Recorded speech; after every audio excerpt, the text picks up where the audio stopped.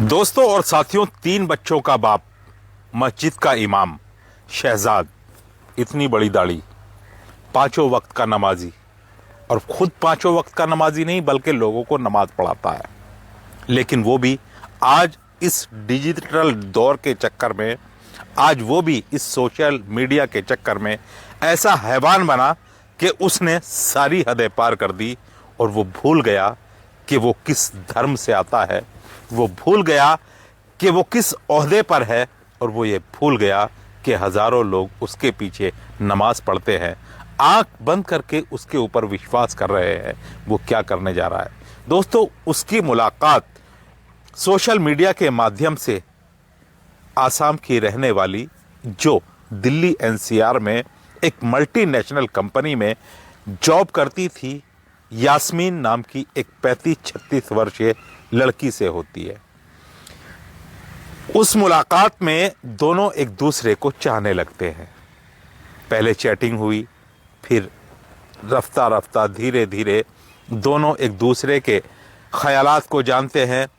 इधर ये जो मस्जिद का इमाम शहजाद था, इसने अपने आप को एक बहुत बड़ा व्यापारी उस औरत के सामने अपने आप को साबित किया था और एनिमल लवर साबित किया था, क्योंकि उसकी आईडी से शहजाद को पता चल गया था कि ये जो यास्मीन है, ये मल्टीनेशनल कंपनी में अच्छी खासी जॉब करती है, अच्छी खासी सैलरी है, अभी कुंवारी है, 35-36 साल की है, और एक और उसकी जो सबसे बड़ी कमज़ोरी थी, वो एनिमल से प्यार करती थी और ख़ास करके बिल्लियों से, क्योंकि उसने अपने यहाँ 6 बिल्ली पाली हुई थी, जिसका जिक्र वो अक्सर सोशल मीडिया पर करती रहती थी। तो ये उसकी जो हॉबीज़ थी, वही हॉबी शहजाद ने भी अपने आप की बताई, और इस तरह से यास्मीन जो है वो शहजाद के करीब आने लगती है, क्योंकि यास्मीन जो थी वो एक मजहबी ताल्लुक रखने वाली औरत थी। भले ही वो जॉब करती थी, लेकिन दीन धर्म को पहचानती थी। तो दाढ़ी वाला आदमी और अच्छा खासा तंदुरुस्त और एक बड़ा व्यापारी, जब उसने नाम सुना शहजाद का, जैसे कि शहजाद ने अपने आप को उसके सामने पेश किया, तो अब ये बेचारी नईमा यास्मीन था इसका पूरा नाम, ये पिघल जाती है और फिर इनकी चैटिंग होने लगती है, बातचीत होने लगी और ऑनलाइन ही इन्होंने निकाह कर लिया। अब ये जो शहजाद मस्जिद का इमाम था, ये इतना चालाक था, उस औरत की सैलरी, उस औरत की इनकम और उसके साथ कुछ दिनों के मज़े लेने के लिए ही इसने उसको फंसाया था कि उसकी जैसे ही सेविंग इसके कब्जे में आएगी और 2-4 महीने ये उसका रसपान कर लेगा, तो फिर उसको लात मार देगा। लेकिन इसको ये नहीं पता था कि शादी करके किसी के साथ महीनों तक उसका शोषण करते रहना, उस बेचारी को धोखे देते रहना, और फिर इतनी आसानी के साथ उससे पीछा छुड़ा लोगे, ये इसके दिमाग में नहीं थी। लेकिन ये आसान समझता था इस बात को। फिर उसके बाद उस औरत से जब इसका पीछा नहीं छूट रहा था, तो इसने एक ऐसा कदम उठाया कि ये पूरा शैतान तो है ही था, मक्कार तो है ही था, रेपिस्ट तो है ही था, अब ये कातिल भी बन जाता है। तो पूरी स्टोरी आपको मैं आज एक मस्जिद के इमाम शहजाद की, स्क्रीन पर आप ये तस्वीर देख रहे हो, इसकी तस्वीर आप देख सकते हो, पुलिस के गिरफ्त में ये आ चुका है।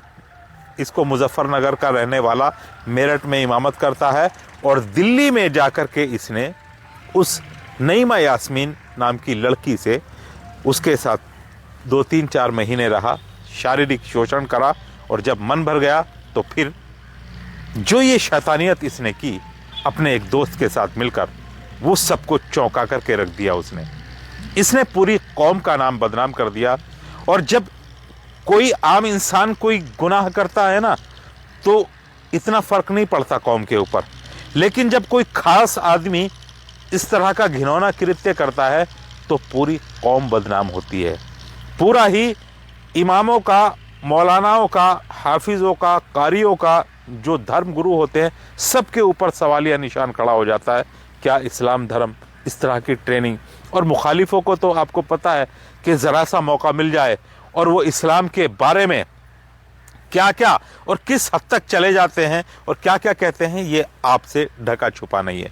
तो आज मैं आपको मस्जिद के इमाम मौलाना शहजाद की ये घिनौनी करतूत आपको बताने जा रहा हूं जो उसने ये किया 2024 में। उसने यास्मीन नाम की एक 35-36 साल की औरत से ऑनलाइन शादी की, उसके साथ रहा, मज़े लिए और फिर पीछा छुड़ाने की कोशिश में लग गया। सभी दोस्तों के नाम बारी बारी से लूँगा जो मुझे कमेंट करते हैं, लेकिन दोस्तों लाइक ज़रूर कर दिया करें। आपके लाइक के बिना मैं अधूरा हूँ। आपके लिए मैं इस तरह की वीडियो बनाता रहता हूँ, इसलिए आपसे लाइक की भी उम्मीद रखता हूँ। सभी दोस्तों के नाम लिए जाएंगे। पहले शुरू से आखिर तक विस्तार पूर्वक कहानी सुने। असम की रहने वाली नईमा यास्मीन पिछले 2 दिनों से नोएडा के 1 BHK फ्लैट में उदास बैठी थी। उसकी उदासी के कारण कई थे। उसने मोबाइल से बैलेंस चेक किया तो उसके खाते में कोई भी बैलेंस नहीं था, क्योंकि सारी सेविंग तो उसकी जो है ना उसके प्रेमी ने हड़प ली थी। और नौबत यहाँ तक कि आ गई थी, गाली गलौज और मार पिटाई तक बात आ गई थी। जब वो कुछ कहती तो फिर उसको मार सहनी पड़ती, गंदी गंदी गालियां खानी पड़ती।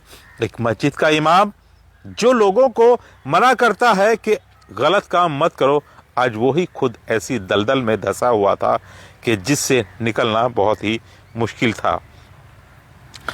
अब उसकी सेविंग सारी ख़त्म हो गई थी, उसके मेट्रो जो रिचार्ज था वो भी ख़त्म हो गया था, और वो सब कुछ उसके पास इस टाइम कोई उसकी समझ में नहीं आ रहा था कि वो बेचारी क्या करे।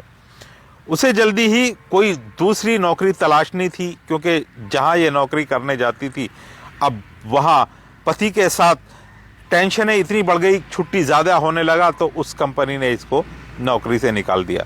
दूसरी जगह इसने ट्राई करनी शुरू की, कई जगह इंटरव्यू दी, अपने बारे में बताया, लेकिन कहीं से कोई मेल या कहीं से कोई कॉल नहीं आ रही थी। उसके बाद थोड़ी देर बाद ये सब इसी सपनों में बैठी हुई थी कि दरवाजे का जो है वो कोई खटखटाता है, और इसने चुपचाप आराम से जाकर के दरवाज़ा खोल लिया। दरवाजे की कुंडी खोलकर अपने कमरे में जाने को मुड़ी ही थी कि पीछे से प्यार भरी आवाज़ आई, क्या बात है बेगम साहिबा? पूछे बगैर कुंडी खोल दी। दरवाजे पर कोई और होता तो ऐसे नहीं खोलना चाहिए, ये भूल मत किया करो, क्योंकि दरवाजे से आने वाला कोई और नहीं बल्कि इसका शौहर शहजाद था, जिसकी वजह से ये टेंशन में थी। अब जिसका नईमा ने कोई जवाब नहीं दिया इस बात का, कमरे में चली गई। पीछे पीछे शहजाद भी आ गया। उसने पूछा नौकरी का कहीं से कोई बुलावा आया, तो नईमा ने मना कर दिया कि जी अभी कोई कहीं से कोई बुलावा नहीं आया। कोई बात नहीं, चलो जब तक कोई बुलावा नौकरी का नहीं आता तुम्हें मैं घुमा के ले आता हूँ। अब ये नईमा कहती है कि घूमने के लिए पैसा चाहिए, इतना आसान नहीं है कि बस मुंह उठाए और चल दिए जब तक जेब में पैसा ना हो। अब ये कहता है कि तुम क्यों फिक्र करती हो, अभी तो तुम्हारे फ़ोन में पैसे आए हैं, क्योंकि नईमा ने बड़ी मुश्किल से अपनी बहन, जो उसकी बहन वहीं पर रहती थी, राजदार थी, अपने सुख दुख की बातें सारी उससे शेयर करती थी, उससे 10,000 रुपये के लिए उधार उसने कहा था कि बहन जब मेरी नौकरी लग जाएगी मैं तुम्हें दे दूंगी, अभी मुझे अपना ये मेट्रो का रिचार्ज कराना है, मोबाइल का रिचार्ज कराना है, इन सारी चीज़ों के कुछ घर में खर्च के लिए ज़रूरत है। तो 10,000 रुपये उसके पास आए थे। जब शहजाद ने उसके फ़ोन की तरफ देखा तो कहने लगी कि देखो मैं तुम्हारे आगे हाथ जोड़ती हूँ, ये 10,000 रुपये बड़ी मुश्किल से, क्योंकि मुझे नौकरी के लिए भी न जाने कितनी जगह धक्के खाने पड़ेंगे और मेट्रो रिचार्ज कराना पड़ेगा, मोबाइल रिचार्ज कराना पड़ेगा, इसलिए इन पर नज़र मत डालो और इन पैसों को मैं फालतू फजूल खर्च नहीं कर सकती, इसलिए घूमने जाना कहीं भी कैंसिल, आप मुझे परेशान मत करो। ये कहता है कि चलो कोई बात नहीं, ये टेंशन मत लो। उसने अपनी जेब से 500 की गड्डी निकाली और नईमा के आगे लहराते हुए कहा कि देखो मेरे पास पैसे हैं, मैंने पैसों का इंतज़ाम कर लिया और मैं तुम्हें अच्छी तरह से आज शॉपिंग कराना चाहता हूँ, तुम्हें घुमाना चाहता हूँ, टेंशन से ज़िंदगी नहीं गुजरती है। नईमा को हैरानी हुई कि जो आदमी अभी मुझसे लड़ झगड़ कर बाहर गया था, अभी जो मुझे गालियां दे रहा था और बाहर निकल गया था, अचानक से वापस आया, हाथ में पैसे हैं और घुमाने की बात कर रहा है, शॉपिंग कराने की बात कर रहा है। बहरहाल उसने सोचा कि शायद अल्लाह ने इसे कुछ तमीज़ दे दी हो और इसका मन बदल दिया हो, इसलिए वो बेचारी तैयार हो जाती है। ये उस औरत को लेकर के शहजाद दिल्ली से मेरठ आता है और मेरठ में यहाँ इसने इसको कुछ मार्केट घुमाई, शॉपिंग कराई और इसने अपने लिए एक सूट खरीदा और फिर वहीं पर मिल जाता है इसका दोस्त नदीम। नदीम से मुलाकात होती है तो शाम को मामलात ये तय होते हैं कि वो नदीम के घर रुकेगा। नदीम कहता है कि भाई साहब आप मार्केट में घूमकर शाम तक मेरे घर आ जाओ, मैं आपके खाने पीने का, रहने सोने का इंतज़ाम करता हूँ। ये पूरे दिन मार्केट में घूमे, शाम को पहुँचते हैं। नदीम के घर जाने से पहले उसके घर के बाहर ही एक जूस की दुकान थी, वहाँ पर जूस पिया गया। नईमा ने कहा कि मुझे अनार का जूस पीना है और इसने अपने लिए कोई दूसरा जूस बनवाया। उस जूस के पीने के बाद नईमा को ये खबर नहीं हुई कि उसके साथ क्या क्या हुआ। ये आदमी वहाँ से वापस चला जाता है। 2-4-5 दिन के बाद नईमा की लाश मिलती है जंगलों में। वक्त गुजरता रहा लेकिन यहाँ नईमा की पहचान नहीं होती है। लेकिन जब इस बात को लगभग 15-16 दिन गुजर गए, उस लाश की फोटो खींचने के बाद उसका अंतिम संस्कार भी कर दिया गया, क्योंकि उसके कपड़ों से, उसके हाव भाव से पुलिस ने जांच लिया कि मुस्लिम है, तो उसको दफना दिया गया। उसके कपड़े और उसकी लाश को सुरक्षित रख लिया गया। फिर अचानक से मुजफ्फरनगर में एक गुमशुदगी की रिपोर्ट दर्ज हुई थी। उसी रिपोर्ट के बारे में जब पता चलता है मेरठ के थाना प्रभारी को कि मुजफ्फरनगर में एक औरत के गुमशुदा होने की रिपोर्ट दर्ज कराई गई 15-16 दिन पहले, तो अब उस रिपोर्ट से जब इसको मैच कराया जाता है तो अब वो उस रिपोर्ट के आधार पर जो उसने अपना एड्रेस लिखाया था, उसी एड्रेस पर पुलिस पहुंच जाती है और जाकर शहजाद से पूछती है कि जी तुमने अपनी बीवी के बारे में जो रिपोर्ट दर्ज कराई थी, उस तरह के हुलिये की एक औरत की लाश लगभग 15-16 दिन पहले मिली थी, उसके कुछ कपड़े और उसके फ़ोटो हमारे पास है, आप देख लो। शहजाद को वहाँ लाया गया। शहजाद ने वो लाश कंफर्म कर दी कि मेरी बीवी की थी। अब वो समझ रहा था कि वो अपने मकसद में कामयाब हो गए। लेकिन जब पुलिस ने उससे सवाल जवाब शुरू किए, ये यहाँ क्यों आई, कैसे आई, तुम्हारे साथ आई, तुमने क्यों छोड़ा, ये क्यों मरी, तमाम सवालों के जवाब और सवाल पुलिस ने इससे शुरू किए, तो ये उलझ जाता है और तसल्ली बख्श जवाब पुलिस को नहीं दे पाता है। कहीं ना कहीं पुलिस को ये शक हो गया कि शहजाद ही अपनी बीवी का कातिल है। तो अब जब सख्ती से उससे पूछताछ की गई तो उसने कबूल कर लिया कि हाँ, अपनी बीवी नईमा यास्मीन का मर्डर मैंने ही किया है। अपने दोस्त नदीम के साथ मिलकर 12,000 रुपये मैंने उसको इस काम के दिए थे और हमने उसका कैसे किया, क्यों किया, ये मैं आपको बताता हूँ कि पुलिस ने शहजाद को जब टॉर्चर किया, सख्ती की उसके ऊपर, तो उसने फिर कैसे अपना गुनाह कबूल किया। मेरठ की एक मस्जिद में साधारण सा वेतन पाने वाला, यानी एक छोटी सी नौकरी करने वाला मस्जिद का इमाम लगभग 10-12 हज़ार रुपए की एंड्रॉयड मोबाइल चलाता है। और दोस्तों, ये मोबाइल एक ऐसी बीमारी है कि आज बच्चा हो, बूढ़ा हो, आम इंसान हो या पढ़ा लिखा हो, मस्जिद का इमाम हो या कोई धर्मगुरु हो, या है कोई भी इंसान हो, ये हर इंसान की ज़रूरत बन चुका है और इसके अंदर सारी दुनिया मौजूद है। आज वो लोग जो टीवी देखने के लिए, आज वो लोग जो घर में टीवी या कोई भी ऐसी चीज़ देखने के लिए मना करते थे, फ़र्ज़ करो मैं अपने कम्युनिटी के लोगों के या अपने लोगों के मौलानाओं के ऊपर ही ये टिप्पणी कर रहा हूँ। फ़ोटो खींचने के लिए मनाई, कंप्यूटर के लिए मनाई, कैलकुलेटर के लिए मनाई, मोबाइल के लिए मनाई, लेकिन फिर एक्सेप्ट भी हुआ। आज कोई भी बड़े से बड़ा मौलवी हो, कितना भी बड़ा तकवा और परहेजगार क्यों ना हो, उसके पास ही एंड्रॉयड मोबाइल ज़रूर होगा। सादा भी नहीं होगा। 1% भी मौलवी या कोई बड़ा धर्मगुरु ऐसा नहीं है जिसके पास एंड्रॉयड।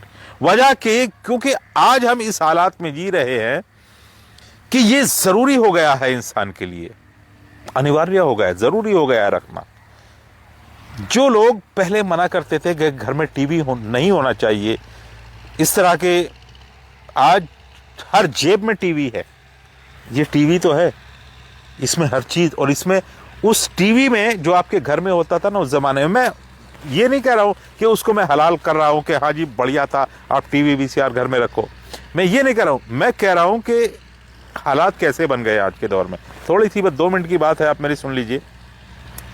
तो सबसे पहले जब कोई नई चीज़ ईजाद होती है तो ख़ास करके हमारे मौलाना लोग ही उस पर फतवे देते हैं। फतवे देते हैं कि जी ये नाजायज़ और हराम है, और फिर उन्हीं मौलानाओं को, उन्हीं फतवा देने वालों को उसको बाद में एक्सेप्ट भी करना पड़ता है। कंप्यूटर को ले लीजिए, कैलकुलेटर को ले लीजिए, टीवी को ले लीजिए, फ़ोटो खींचने को ले लीजिए, मोबाइल को ही क्यों ना ले लीजिए, हर चीज़ पर फतवे लगे और फिर बाद में सब ने एक्सेप्ट भी करा। आज हर जेब में ये मोबाइल है। इतना खुराफात उस टीवी में नहीं थी जितनी खुराफात इस मोबाइल के अंदर है। उस टीवी में पोर्न वीडियोस नहीं आते थे, उस टीवी में अंग्रेज़ी या इंडियन या औरतें नंगी होकर के एक दूसरे के साथ वो चीज़ें, वो संभोग जो आदमी सिर्फ और सिर्फ बंद कमरे में कर सकता है, वो चीज़ें टीवी में नहीं आती थी। ये इसमें है सब, और ये हर इंसान की ऊपर की जेब में मौजूद होता है, चाहे वो कोई बड़ा धर्मगुरु हो, मौलवी हो, मौलाना हो, तकवा हो, परहेजगारी हो, या कोई संत हो या कबीर हो, कोई भी हो, आज हर इंसान की ज़रूरत बन चुका है। तो मकसद कहने का ये है कि शहजाद जो था वो एक छोटा मोटा हाफिज़ कारी मस्जिद में नमाज पढ़ाने वाला और 10-12 हज़ार का वेतन पाने वाला एक इंसान था। उसके पास ये मोबाइल था, सोशल मीडिया का दीवाना था। ये इंस्टाग्राम, फेसबुक और ये इस तरह की चीज़ें मोबाइल पर सब आती हैं।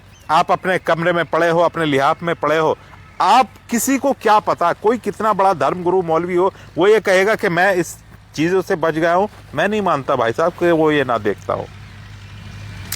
तो अब वो भी देखता था सोशल मीडिया पर। इसी तरह से इंस्टाग्राम पर ये जो नईमा यास्मीन थी, अपनी कुछ वीडियोस डाला करती थी। ये जो था वो एनिमल, एक सोसाइटी थी, उसमें वहाँ एनिमल की देखभाल, उनको बचाना, उनके साथ कैसे रहना, उनको पालना, इस तरह के जो लोग काम करते हैं उनके साथ जुड़ी हुई थी और उसी तरह की वो पोस्ट किया करती थी।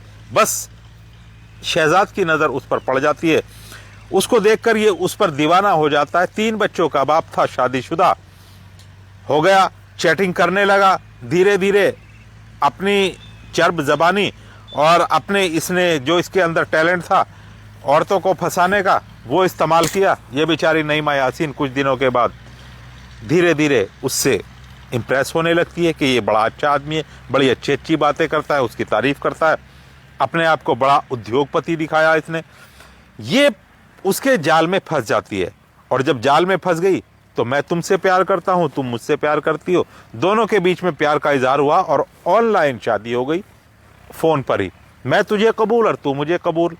अब जब कबूलियत हो गई, वो बेचारी भावनाओं में इतनी बह गई समीना, ये नईमा यास्मीन, कि इसने इस आदमी को अपना शौहर मान लिया। अब इससे कहा कि आप दिल्ली आ जाओ। ये दिल्ली रहने लगा। 3 महीने रहते रहते उसके पास हो गए। जब इसका मन उससे भर गया, खूब अच्छी तरह से उसके साथ इसने अपनी काम वासना की प्यास बुझाई, तो अब ये उससे पीछा छुड़ाने का सोचने लगा। अब वो कहते हैं ना कि किसी औरत को आज के दौर में पा लेना तो आसान है और उसके साथ आप किसी हद तक भी जा सकते हो, लेकिन अगर वो औरत चाहे तो तुम्हें ना, बस मैं आगे क्या शब्द इस्तेमाल करूं, कि अगर वो समझदार है ना और ठीक ठाक है तो तुम्हारी नस्लें भी इस बात को कह कर के मरेंगी कि कभी किसी औरत के साथ गलत काम मत करना।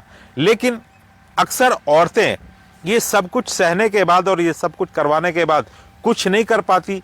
वो क्या है, वो ऐसी होती है कि समाज में उनकी बदनामी होगी, उनके साथ में लोग किस तरह का व्यवहार करेंगे, बेचारी खामोश हो जाती है। अब 3 महीने जब गुजर गए रहते रहते, ये उससे पीछा छुड़ाने लगा। एक दिन ये मुजफ्फरनगर उसके घर जाने की जिद करने लगी। आखिरकार ये तमाम उससे बहाने बनाता रहा, लेकिन उसने जिद पकड़ ली कि मुझे तुम्हारे घर जाना है, तुम्हारा घर देखना है, तुम्हारा व्यापार देखना है, क्या काम करते हो। मजबूरन आखिरकार ये उसको अपने घर मुजफ्फर लेकर गया। जब ये नईमा इसके घर आती है तो उसके सपनों पर पानी फिर गया, क्योंकि ये एक साधारण सा कच्चा पक्का घर था इसका। और फिर इसने अपनी हकीकत भी बता दी कि मैं कोई व्यापारी नहीं हूँ, कोई बड़ा कारोबारी नहीं हूँ, मस्जिद में नमाज पढ़ाने वाला एक मौलवी था। अब जब से तुम्हारे साथ रहना शुरू किया है वो भी छूट गया है। उसके अरमानों पर तो पानी फिर गया कि क्या सोचा था, क्या निकला। लेकिन अब क्या हो सकता था, उसने तो अपना सब कुछ लुटा दिया था, अपना पैसा, अपनी सैलरी सारी, और अपना तन मन धन सब कुछ उसको दे बैठी थी, शौहर मान चुकी थी। खैर कोई बात नहीं। उसके बाद उसके मन में कहीं ना कहीं शहजाद के प्रति नफरत पैदा होगी, क्योंकि घर से कमजोर भी था, मस्जिद का इमाम भी था, चलो यहां तक भी सब्र कर लिया जाता। लेकिन ये शादीशुदा और 3 बच्चों का बाप था। इस बात का पता चलते ही अब नईमा यास्मीन को उसने और ज्यादा तोड़ दिया। लेकिन बेचारी अपनी बहन से जिक्र करती है कि बहन मेरे साथ धोखा हुआ, शहजाद ने मेरे साथ बहुत बड़ा फ्रॉड किया है, और मुझे एक व्यापारी उद्योगपति बता करके मुझसे मुलाकात की, और वो तो कुछ भी नहीं है, बहुत घटिया इंसान है। और ऊपर से मस्जिद में इमामत, चलो इमामत कराता था, अच्छा इंसान, लेकिन वो धोखेबाज है। उसने झूठ बोलकर 3 बच्चों का बाप होकर, शादीशुदा होकर मुझे फ्रॉड किया। लेकिन अब क्या हो सकता था, कुछ नहीं। शादी तो हो चुकी थी, पति पत्नी की तरह रह रहे थे, उसके पेट में गर्भ भी उसका पलने लगा था। इसी बात को लेकर दोनों के बीच में लड़ाई झगड़ा होने लगा। ये शहजाद इससे पीछा छुड़ाने के चक्कर में लग गया, लेकिन नईमा यास्मीन ने उसको धमकी दी कि मैं अब तुम्हें धोखाधड़ी और रेप केस के इल्जाम में बंद करा दूंगी, जेल भिजवा दूंगी, तुम देखना। अब इसके जो है ना वो पैरों तले जमीन खिसकने लगी कि यार ये तो मामला उल्टा पड़ गया।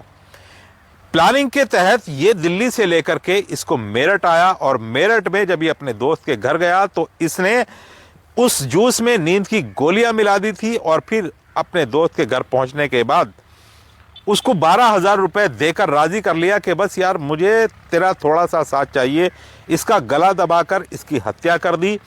हत्या करने के बाद ये बुर्का उड़ा करके उसको और फिर किसी तरह मोटरसाइकिल पर बिठाकर जंगल ले गया, मेरठ के जंगलों में। वहां ले जाकर के इसने उसकी गर्दन काटी कि कहीं किसी तरह से इसको होश ना आ जाए जरा सा भी, बाकी बचे ही ना ये, तो इसलिए उसकी गर्दन काटी और फिर वहां फेंक कर आ गया। ये डरा हुआ था कई दिनों तक, कोई किसी तरह की इसको जानकारी या कोई मामलात नहीं होते हैं। फिर इसने होशियारी दिखाई कि मैं अपनी बीवी की गुमशुदगी की रिपोर्ट दर्ज करा देता हूं, क्योंकि आज नहीं तो कल हो सकता है नईमा यास्मीन की बहन जो दिल्ली में रहती है वो अपनी बहन के बारे में पूछे, तो फिर मैं क्या जवाब दूंगा। इसलिए अपने बचाव के लिए रिपोर्ट दर्ज करा देता हूं गुमशुदगी की। इधर इसने मुजफ्फरनगर के थाने में गुमशुदगी की रिपोर्ट दर्ज कराई, और किसी तरह से मेरठ जहां पर ये लाश मिली थी उस गुमशुदगी की रिपोर्ट के और इधर इसके जो है वो तार भिड़ जाते हैं, क्योंकि दोनों मामले जो थे वो आसपास के थे, गुमशुदगी वाला भी और ये हत्या वाला भी। उम्र दोनों में एक जैसी लग रही थी। बस इस तरह से इसका शहजाद का जो था वो अंत आ गया था। ये पकड़ा गया और फिर ये सारे खुलासे हुए कि कैसे एक मस्जिद में इमाम होकर के लोगों को धोखा देता रहा, और उसने कैसे अब लोगों के बारे में जो है ना दोस्तों क्या किया जाए। आज के दौर में मैं कहता हूँ ना कि जो इमाम है ना मस्जिद के, अगर शरीयत के हिसाब से देखा जाए कि इमाम कैसा होना चाहिए, जितने मस्जिद में नमाज पढ़ाने वाले इमाम हैं, बात कड़वी है मगर सच है, एक के पीछे भी नमाज जायज़ नहीं है। एक के पीछे भी जितने नमाज पढ़ाने वाले इमाम हैं मस्जिदों में, सबकी जेबों में भाई साहब एंड्रॉयड मोबाइल है, और इस एंड्रॉयड मोबाइल में हर इंसान पता नहीं क्या क्या देखता है। अगर शरीयत के रूह से देखा जाए तो एक आदमी ऐसा नहीं मिलने का तुम्हें जिसके पीछे नमाज जायज़ पढ़ी जा सके। तो मामला बहुत ज़्यादा ख़राब है। बस मेरा तो कहना यह है कि अपने आप को ठीक रखिए, जो भी है बस चल रहा है, और पता नहीं न जाने क्या क्या देखने को मिलेगा। चले अब उन दोस्तों के नाम जो मुझे कमेंट करते हैं, देखता हूं कि किस भाई ने कमेंट करके क्या कहा। कमेंट करने वालों में दोस्तों सबसे पहला नाम आता है भाई खुर्शीद। अस्सलाम वालेकुम भाई, मामी ने सही नहीं किया, मामी को मर्यादा में रहना चाहिए था और मामा को अपनी पत्नी का ख्याल रखना चाहिए था। जावेद अली हशमत पत्नी है, फरमाना बेटा है, अनस बेटी है, सुमैया छोटा बेटा है, हम्माद लोनी गाजियाबाद से। खुश तो वो रहते हैं जो जिस्म से मोहब्बत करते हैं, सच्ची मोहब्बत करने वालों को हमने अक्सर रोते हुए देखा है। भाई जी मोहम्मद रऊफ वाइफ है, नाहिद बानो हैदराबाद से। जी खुर्शीद भाई, बुरे काम का नतीजा भी हमेशा बुरा ही होता है। आपकी कहानी बहुत अच्छी लगी, धन्यवाद। बालेंदु वाजपेयी, कानपुर उत्तर प्रदेश। हेमंत कुमार देवांगन, जिला जहांगीर चांपा छत्तीसगढ़ से हैं और बुद्धि राम मास्टर टेलर गुड़गांव हरियाणा से हैं और Ram Kewal tailor, Aslam tailor, Tinku tailor, Sunny tailor, Anil Kumar, हम सभी लोग आपकी कहानी को सुनते हैं। राव मोहम्मद यासीन, लाहौर पाकिस्तान से। जयपाल त्यागी, यूपी बिजनौर से। पप्पू सरदार, आप सभी बहन भाइयों से विनती करता हूँ, खुर्शीद भाई जी एक कलाकार है, उनका हौसला बढ़ाएं, लाइक कमेंट और हाइप ज़रूर किया करें। बिल्कुल जी, बहुत शुक्रिया पप्पू सरदार जी, बहुत अच्छी कहानी है। मैं राजवीर सिंह पोसवाल, एडवोकेट, बेटा है रजत पोसवाल और पत्नी है ममता बैसला बघौल, तहसील हसनपुर, जिला अमरोहा।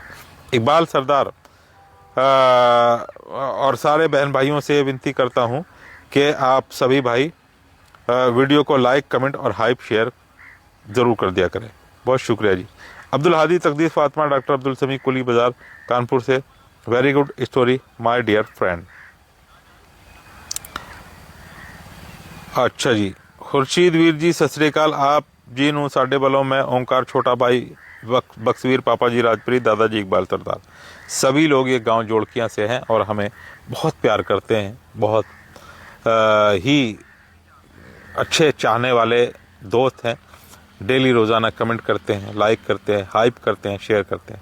चलिए कल आपको फिर किसी नई स्टोरी में मिलता हूँ। खुदा हाफिज़, जय हिंद, जय भारत।